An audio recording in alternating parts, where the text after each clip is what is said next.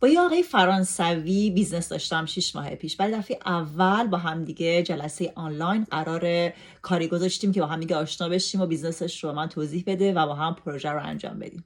همون اول جلسه برگشت گفت فرزانه شما ایرانی هستید؟ من تحقیق کردم و متوجه شدم که از اسمتون معلومه که ایرانی هستید. گفتم بله خواهش میکنم، من ایرانی ام، 20 سال فرانسه زندگی میکنم.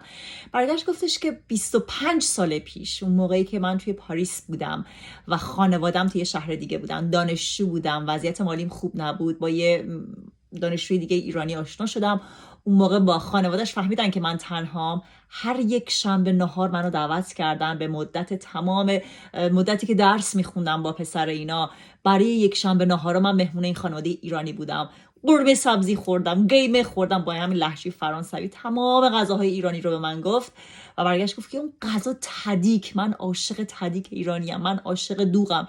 یعنی میگفتش که تو دوران سختی، تو دوران بیپولی، تو دوران دانشجویی، خانواده عزیز ایرانی توی پاریس هر یک شنبه این پسر رو دعوت میکردن، این آقا رو البته دعوت میکردن برای غذا خوردن توی جمع خانوادگیشون.